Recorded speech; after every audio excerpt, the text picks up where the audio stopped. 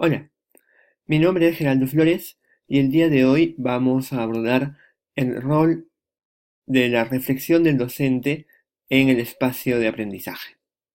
Cuando Maya me convocó para poder conversar con ustedes sobre este tema, me puse a pensar respecto de todas las experiencias docentes que había tenido y respecto de cuál de ellas podía reflejar o podía ser un caso que permitía discutir los aspectos que ustedes ya han visto en la exposición que me ha antecedido. Y en esa búsqueda me encontré con el balance que en algún momento hicimos con otros dos compañeros, otros dos colegas de la especialidad de Lingüística y Literatura de la Universidad Católica, respecto de un curso que dictamos hace ya algún tiempo. Nosotros le dedicamos a este curso un año y medio. Entre nosotros, John Riofrío fue el que comenzó a dictar el piloto que aparece aquí y luego nos sumamos José Miguel Vidal y quienes hablan. Y este curso era el piloto del taller de escritura e interpretación de textos que en ese momento estaba pasando de un modelo ya diseñado previamente al modelo de competencias. Y en esa lógica, dentro del espíritu de cambio, decidimos llamarlo investigación y comunicación porque las competencias que íbamos a abordar en este nuevo curso que tomaba la posta del anterior era justamente el tema de la indagación y el tema de poder comunicar esta indagación. Y es eso lo que voy a mostrarles ahora. Lo que vamos a ver a continuación es cómo se estructuró este curso, cómo se diseñó, cómo se empezó a pensar, cuáles fueron las decisiones que tomamos y a partir de eso vamos a orientar un poco la discusión hacia qué implicó para nosotros como docentes este curso, porque justamente el gran tema, lo que debemos discutir aquí es cuál fue el rol de nosotros al momento de crear este curso. Como ya mencionaba, este fue un piloto para poder adaptar este curso al modelo de competencias. En esa medida, entonces, tenemos que ver cuál es el modelo de competencias de la universidad y cuáles de ellas íbamos a abordar en nuestro curso en un primer nivel. Comencemos con esa tarea. De esta forma, entonces, veremos las competencias de la universidad y cuáles serán los resultados de aprendizaje del curso. Desde el año 2015, la universidad ha definido 7 competencias genéricas y 2 requisitos de egreso. Además, cada facultad y cada especialidad pueden manejar competencias específicas, pero como en este caso se trata de un curso de estudios generales, podemos comenzar justamente hablando de las competencias genéricas porque se asume que los estudiantes que pasan por los estudios generales empiezan a adquirir estas competencias que van a necesitar los estudiantes en el desarrollo de sus especialidades. Entonces, lo importante es que todos ellos lleguen a su facultad 2 años después de haber ingresado a la universidad, ya habiendo desarrollado estas 7 competencias y habiendo comenzado a trabajar estos 2 requisitos de egreso. Dentro de estas 7 competencias vamos a centrarnos solamente en 2, que son las que aparecen aquí. Comunica eficazmente ideas con claridad, coherencia y consistencia usando un lenguaje formal, oral o escrito. Y la segunda, investiga de manera crítica, reflexiva y creativa y presenta formalmente sus resultados. Estos dos elementos, estas dos competencias, son las que nosotros trabajamos en el curso y son las que organizan todo lo que voy a presentarles a continuación. Estas competencias implicaron dividir el curso y pensar el sílabo en 3 módulos. El primero de ellos, investigación, que se basó en la lógica de la indagación y en la lógica de preguntarse en el mundo qué es lo que sucede y cómo podemos explicar los fenómenos que suceden. En ese sentido, el módulo de investigación está dedicado a la indagación en general del tema que a uno le interesara y de responder, o sea, el objetivo era responder la pregunta que uno quisiera resolver a partir de estos fenómenos que observaba en el entorno más cercano.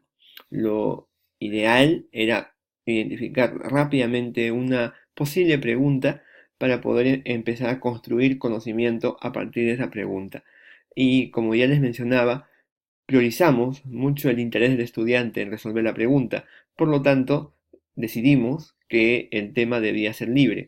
Esta decisión no fue sencilla porque implicó una discusión respecto de la conveniencia o no de que el estudiante trabaje un tema libre, de que trabaje un tema que le guste y de que nosotros no lo manejáramos del todo y que más bien acompañáramos el proceso. Esta pregunta de investigación iba a tener una serie de componentes, ¿no? Iba a implicar determinar un campo de estudio, iba a implicar determinar algunos aspectos que vamos a ver después, pero justamente también iba a implicar que una vez que se consiguieran todos los datos, se comunicara todo lo que había implicado esta pregunta de investigación. Por eso es que el curso se dividía en tres módulos: investigación, comunicación escrita y comunicación oral, pensando la comunicación como un proceso en el que están involucrados tanto los recursos escritos como los recursos orales, que de pronto son los que permiten comunicar las investigaciones en distintos espacios académicos. En general, se pensó en la pregunta de indagación como como un esfuerzo de reflexión, de indagación respecto de resolver un problema y de poder comunicar después cómo se había planteado la pregunta y cómo se había resuelto ese problema, sin necesariamente pensar en lo académico, sino más bien pensando en la lógica de poder encontrarse con una incógnita, poder resolverla y al mismo tiempo poder comunicar cómo se hizo para resolver esa incógnita. Lo que se podía aplicar tanto al mundo de la investigación, al mundo académico, pero también se puede aplicar al mundo laboral cuando los estudiantes egresen y se encuentren con retos laborales que se deben resolver y que se deben informar, ¿no? Entonces pensábamos un poco en ambos términos, ¿no? O sea, no solamente en lo académico, también en lo laboral y en general en desarrollar esta capacidad para poder plantearse una pregunta, resolverla e informar sobre cómo se había planteado y a qué resultados o a qué respuestas se llegaron. Estas dos competencias fueron un reto e implicaron plantear los siguientes resultados de aprendizaje en el nivel 1.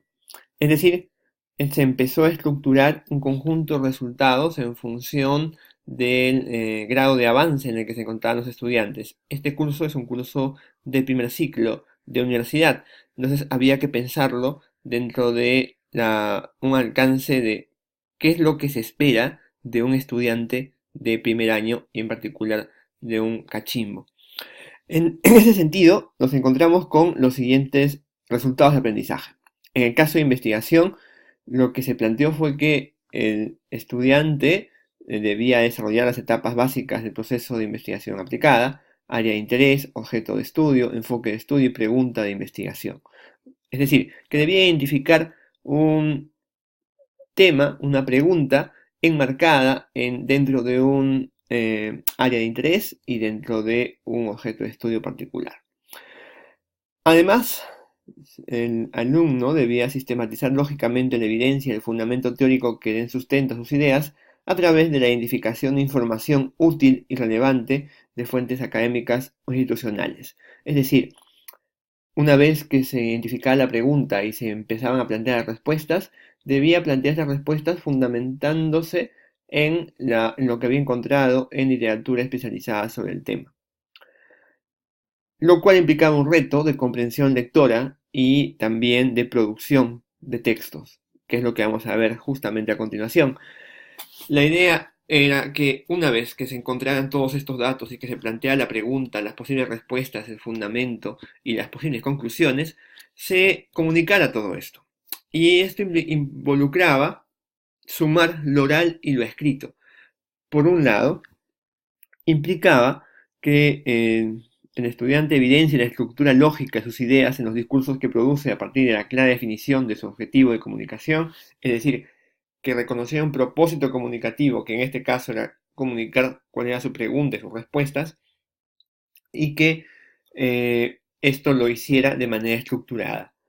Luego, el otro resultado era que citara apropiadamente las fuentes que empleaba para reconocer las diferencias entre sus propias ideas y las escritas o expresadas por otros, ¿no? Que es un gran reto en la universidad, el hecho de que uno reconozca cuáles son sus propias ideas y cuáles son las de los otros, y que plantee esa distinción. Y el otro resultado del aprendizaje era que comunicara sus ideas a través de un lenguaje claro que revelara la coherencia entre las evidencias y el fundamento teórico, ¿no? Entonces, esto implicaba que usara un conjunto de estrategias para poder distinguir, ¿no?, cuáles eran las ideas que estaba comunicando y qué jerarquía tenían. Además, respecto ya de la comunicación escrita, el estudiante o la estudiante debía aplicar correctamente las principales normas ortográficas, gramaticales y de puntuación del castellano escrito, por el lado de la comunicación escrita, y por el lado de la comunicación oral, debía exponer empáticamente sus ideas a través de un lenguaje verbal y no verbal, utilizando un formato visual que le permita sintetizar lógicamente sus ideas más importantes. Entonces teníamos varios resultados de aprendizaje enmarcados en dos grandes competencias, la investigación por un lado y la comunicación eficaz por otro. Y esto se llevó a cabo del siguiente modo. Como ya mencioné, el curso implicaba el desarrollo de dos competencias. Entonces, en el caso de la indagación y la investigación, lo que se trabajaba primero era que el estudiante reconociera un área de interés específica. A partir de reconocer esta área de interés, se orientaba al estudiante para que identificara un objeto y una perspectiva de estudio que le permitía justamente plantear una pregunta. Y al plantear la pregunta, se le pedía que revisara bibliografía para poder elaborar un estado de la cuestión. Un estado de la cuestión que no era más que un párrafo en el que explicara ideas generales de lo encontrado o de lo planteado hasta el momento sobre su tema. Y dentro de esa lógica, entonces, esta pregunta podía articular lo que él había encontrado. Luego de la presentación de ese estado de la cuestión, se le pedía que planteara ciertos términos clave, que son los ejes, o que eran los ejes de todo su trabajo, ¿no? Que eran los que, de alguna forma, en un texto, por ejemplo, de investigación, que se podía producir mucho más adelante en su desarrollo profesional, iban a ser los que iban a corresponder al marco teórico y a la definición de los conceptos en el marco teórico. Todavía no se hablaba de eso en estos términos, pero más o menos se iba orientando al estudiante a que identificara cuáles eran estos conceptos que cruzaban todo su trabajo y que iban a involucrar una definición para orientar al lector. Una vez que se conseguía todo eso, se le pedía que planteara una posible respuesta, que planteara evidencias y que planteara un fundamento para todo, para toda la explicación que había planteado. Todo esto todavía no se textualizaba, en el sentido de que no se construía mediante un informe o un texto complejo, sino que se mostraba a través de una tabla en Excel, en la que había un cuadro en el que se colocaba el área de interés, otro cuadro en el que se colocaba el objeto de estudio, otro cuadro en el que se colocaba la perspectiva, y así.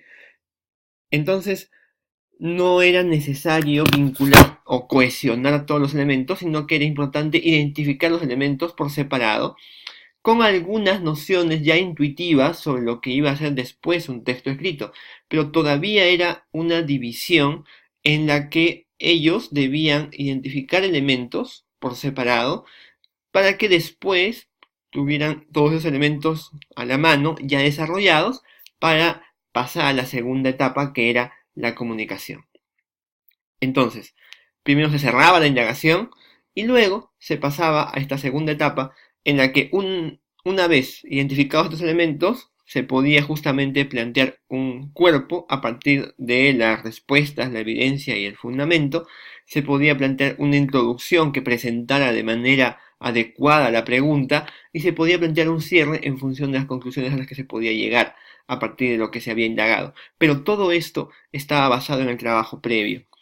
Y en este momento del trabajo también había un esfuerzo por trabajar las referencias, por trabajar el citado, por trabajar el título, que ya se había estado trabajando de manera intuitiva con ciertas pautas previas en la primera etapa, pero que en este momento del curso se reforzaba mucho más.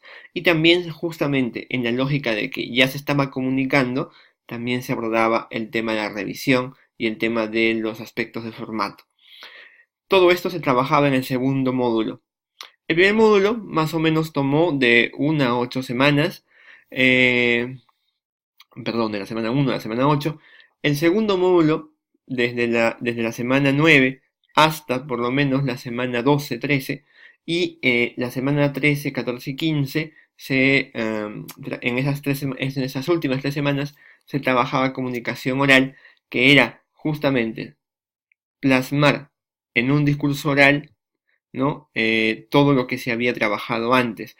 Pero esto implicaba definir un propósito comunicativo, definir un auditorio, una audiencia, y sobre la base de eso estructurar un guión en función de ideas fuerza, estructurar un diseño de presentación, también tomar en cuenta un conjunto de referencias, desarrollar el lenguaje verbal, desarrollar el lenguaje no verbal, y para eso se diseñaron clases que abordaban el tema ya desde una perspectiva distinta, en la que no eran los estudiantes los que estaban escribiendo o solamente indagando, sino también actuando en el sentido de performar y de comunicar lo que habían encontrado a través de elementos verbales y no verbales. Y evidentemente, como esto está dirigido a una audiencia, se trabajaba el tema de la empatía para que la audiencia pudiese escuchar y pudiese estar atenta a lo que planteaba el expositor. Y esto era lo que involucraba el curso en términos de unidades. Entonces teníamos 3 módulos: el de indagación, que duraba 8 semanas, el de comunicación escrita, que duraba aproximadamente 4, y el de comunicación oral, que duraba 3 semanas. Para cerrar la descripción general del curso, es importante abordar el tema de las evaluaciones. En este caso, en los 3 módulos, las 3 evaluaciones más importantes eran las prácticas calificadas, los avances y el trabajo final de cada módulo. En el primer caso, en el módulo de indagación, lo que se les pidió en la práctica calificada, que era grupal, era identificar las partes de la investigación que ellos leyeron. Se trabajaba comprensión lectora, se trabajaba estructura del texto a través del mapa mental con el que ellos presentaban la estructura, y también se trabajaba un reporte previo en el que ellos vinculaban las partes de este texto con un posible organizador de investigación, así como el que ellos iban a construir. Luego, en el avance 1, ellos presentaban su organizador, ¿no? Esto se había trabajado previamente en clase, se discutía en grupos, se discutía de manera individual, cada uno lo presentaba y los demás daban opiniones. Entonces, una vez que se había hecho toda esta discusión, en el avance 1 ellos presentaban la totalidad de su organizador, ¿no? Y lo que hacía el docente revisar, retroalimentaba para que ellos pudieran entregar su trabajo final 1, que era justamente el organizador completo con todos los elementos ya vistos previamente, desde el área de interés hasta las conclusiones, incluyendo referencias, ¿no? Entonces ya se tenía todo esto. Pero todavía esto, digamos, se hacía con algunos lineamientos básicos, no se centraba mucho esto en el texto en sí, sino más bien en las ideas, en el contenido que estaba detrás de cada una de las partes de su trabajo.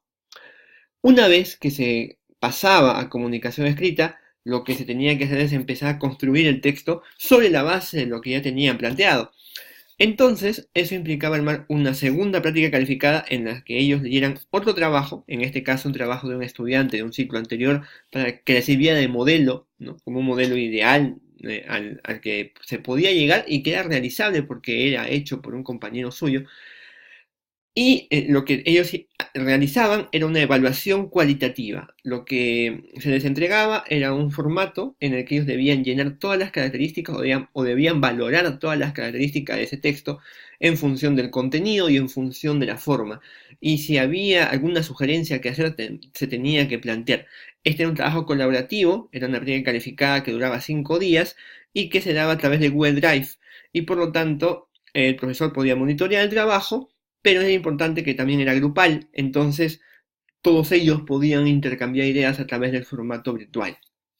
Una vez que se terminaba con esto, se pasaba al avance 2, que era en la propuesta de su primer borrador de texto, de su primer trabajo escrito en función de lo que ya se esperaría en un trabajo escrito, pero esto se basaba en todo el trabajo previo hecho en el primer módulo, que había durado 8 semanas, en el que se había delimitado con bastante detalle qué es lo que debía ir, qué es lo que no debía ir, y después de haber hecho este trabajo previo de identificar las fortalezas y los aspectos por mejorar en un texto real.